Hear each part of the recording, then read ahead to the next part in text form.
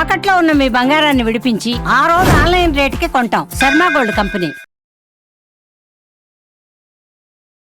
అందరికీ నమస్కారం. నా పేరు మాధురి. మీరు చూస్తున్నది సుమన్ టీవీ నెట్వర్క్. మనకి తెలియని ఎన్నో ఆధ్యాత్మిక విషయాల గురించి మనకు తెలియజేయడానికి మనతో పాటు ఉన్నారు ప్రముఖ జ్యోతిష్య పండితులు బ్రహ్మశ్రీ గుండెపూడి సుధీర్ శర్మ గారు. నమస్కారం గురువు గారు. శ్రీమాత్రే నమః. శ్రీ గురుభ్యో నమః. గురుగారు, ఈ మధ్య యూట్యూబ్ లో వీడియోస్ చూస్తుంటే ఏంటంటే ఒక బ్రహ్మయోగ సంఖ్య అని చెప్పేసి బాగా సర్క్యులేట్ అవుతుంది గురుగారు. అది మనము 12 సార్లు రాస్తే మనకి ఎలాంటి ప్రాబ్లమ్స్ ఉన్నా కూడా క్లియర్ అయిపోతాయని చెప్పేసి అంటూ ఉన్నారు.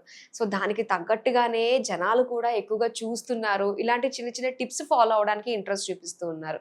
ఆర్థికంగా నష్టపోయినా, అసలు ఎవ్వరూ తీర్చలేని సమస్యలు బాధల నుంచి బయటపడాలన్నా ఇది ఒక్కటే సాధ్యం అని చెప్పేసి చాలా మంది ఫాలో అవుతున్నారు. అసలు ఈ బ్రహ్మయోగ సంఖ్య అంటే ఏంటి, ఏం చేయాలి? 12 సార్లు రాసినంత మాత్రాన మనకున్న లక్షల అప్పు కూడా తీరిపోతుంది అంటారా? నిజంగా నాన్న, అంటే మనది శాస్త్రాలు, జ్యోతిష్ శాస్త్రం, ఖగోళ శాస్త్రం అంటాం, జ్యోతిష్ శాస్త్రాలు.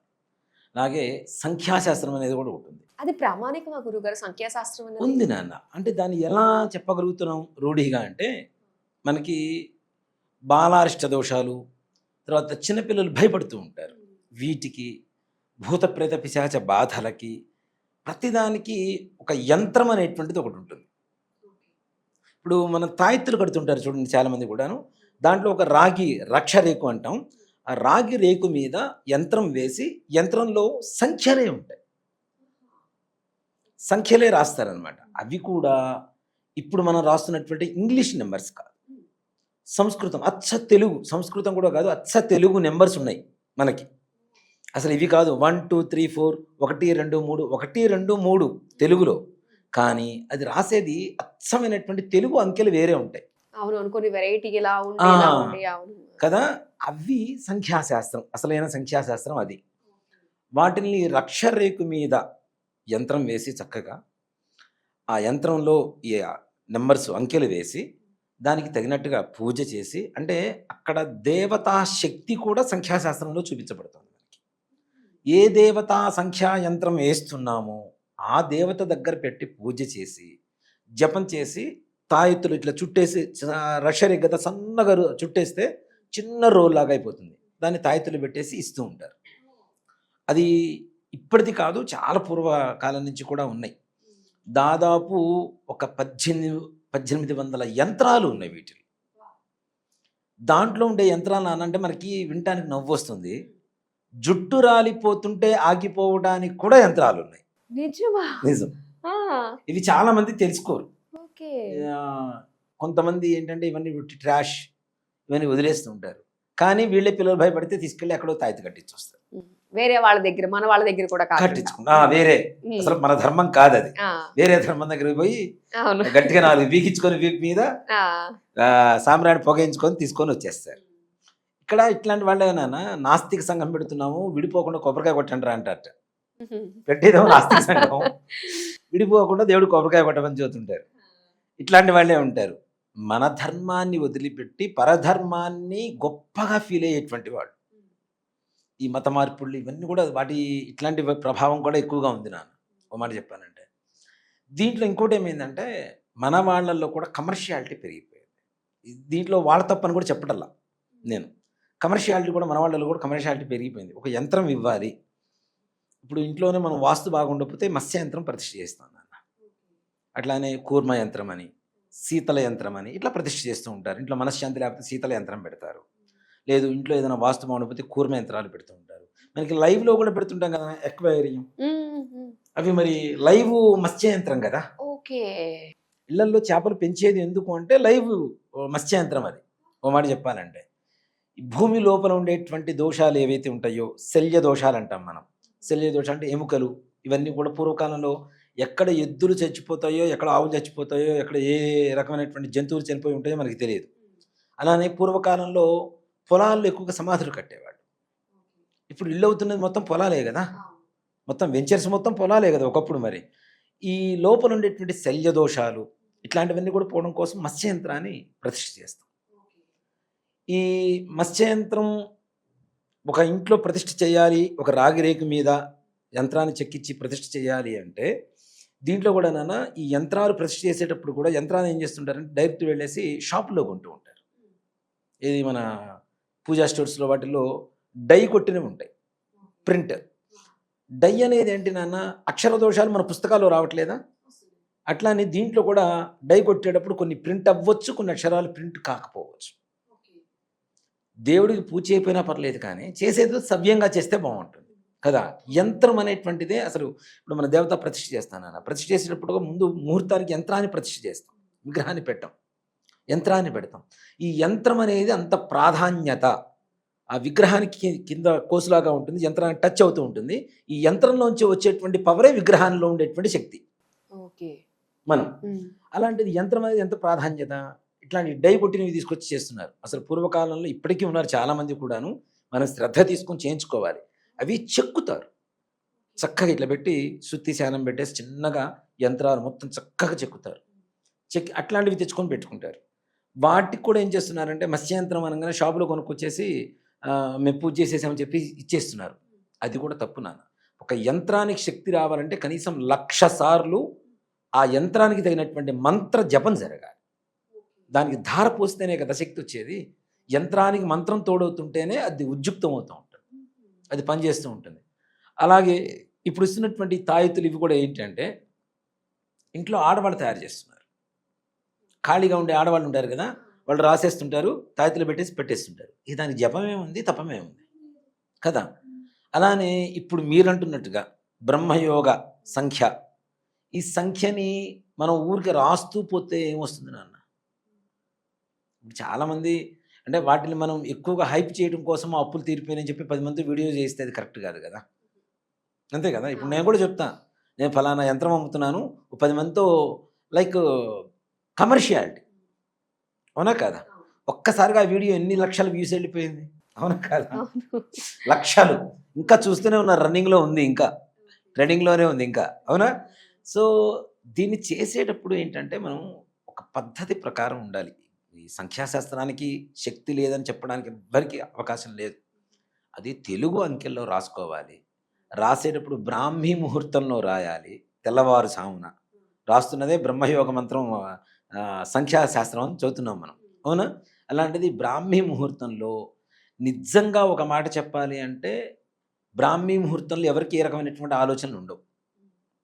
రాత్రిపూట తిన్న అన్నం వంట పడుతుంది, పొద్దున్నే చదువుకున్న చదువు వంట పడుతుంది, రాత్రిపూట భోజనం చేస్తాం, చేసిన తర్వాత పెద్ద కష్టపడం కాబట్టి మన వంటికి పడుతుంది. పొద్దున్నే మైండ్లో అంత ఖాళీగా ఉంటుంది, ఏ రకమైనటువంటి పొల్యూషన్ ఉండదు, ఆలోచనలు ఉండవు. అప్పుడు చదువుకునేటువంటి చదువు కూడా మనకు తొందరగా, అందుకని పొద్దున్నే లేచి చదవంటారా అని చెప్పేది దానికోసమని. ఆ సమయంలో చేసేటువంటి పనులు తొందరగా సత్ఫలితాన్ని ఇస్తాయని చెప్పి చేస్తాం. ఇది 12 సార్లు రాస్తే అయిపోతుంది అనేది మాత్రం నేను ఒప్పుకున్నాను. 12 సార్లు కాదు, దానికి ఉండేటువంటి సంఖ్యాశాస్త్రం, ప్రతి యంత్రానికి ప్రతి మంత్రానికి ఇప్పుడు గాయత్రి మంత్రం ఉంది నాన్న. గాయత్రి మంత్రం 24 అక్షరాలు ఉంటుంది. ఇప్పుడు చాలామంది కూడా గాయత్రి మంత్రం అంటే ఓం భూర్భువస్సువః అని చెప్పి స్టార్ట్ చేస్తారు. ఓం భూర్భువస్సువః గాయత్రి మంత్రంలోకి 24 అంకెల్లోకి రాదు, సంఖ్యలోకి. తత్సవితుర్వరేణ్యం భర్గో దేవస్య ధీమహి ధియో యో నః ప్రచోదయాత్, ఇది 24 సంఖ్య ఉంటుంది. ఇది 24 లక్షల సార్లు చేస్తే గాయత్రి అమ్మవారు సిద్ధిస్తుంది అనేటువంటి శాస్త్రం. అక్షర లక్షలు అంటాం దీన్ని. ఇప్పుడు పంచాక్షరి 5 లక్షల సార్లు చేయాలి. అలానే ప్రతి మంత్రం కూడా లక్ష్మీ గణపతి కానివ్వండి ఏదైనా సరే. అలానే బ్రహ్మ యోగ సంఖ్య యంత్రానికి కూడా ఇప్పుడు ఎంత నెంబర్ రాస్తున్నారు కదా, 362 ఏదో రాస్తున్నారు ఏదో కదా, అన్ని సార్లు మంత్రాన్ని జపం చేసుకొని అని దాన్ని వేలల్లోకి తీసుకొని వెళ్ళాలి. ఓకే, అంటే ఒకసారితో అది జపం కంప్లీట్ కాదు, అది ఒక వారం రోజులు 10 రోజులు 21 రోజులు పెట్టుకొని ఆ మంత్రాన్ని ఆ దేవతని ఆరాధించిన తర్వాత, ఇప్పుడు మీరు నాకు పరిచయం అయిన తర్వాత నా గురించి మీకు చెప్తే సరిపోతుంది నాన్న. మీరు నాకు పరిచయం కాకుండా నా గురించి చెప్తే ఏముంటుంది మీ దగ్గర, అవునా. అలానే ఏ దేవత యంత్రం అయితే రాస్తున్నామో, నెంబర్ అయితే రాస్తున్నామో, ఆ దేవతని మనం వశం చేసుకోగలిగే పరిస్థితి రావాలి. పూర్వకాలంలో కమండలంలో నీళ్లు పట్టుకొని చేతిలో నీళ్లు పోసుకొని శపించేవాళ్ళు, అవునా. అంటే ఏంటి, ఆ దేవత వీళ్ళ ఆధీనంలో ఉంది, దానికి తగ్గట్టు అన్ని జపం వాళ్ళు చేశారు కాబట్టి ఆ శక్తి మొత్తం ఈ నీళ్లలో కమండలంలో ఉందని కదా. మరి అలా లేకుండా ఊరికి 12 సార్లు రాసేస్తే అప్పు తీరిపోతుంది అంటే ఇప్పుడు నేను చెప్తాను ఇప్పుడు తీరదని నమ్మే పరిస్థితే కాదు అది. అది 12 సార్లు కాదు, 12,000 సార్లు రాసి.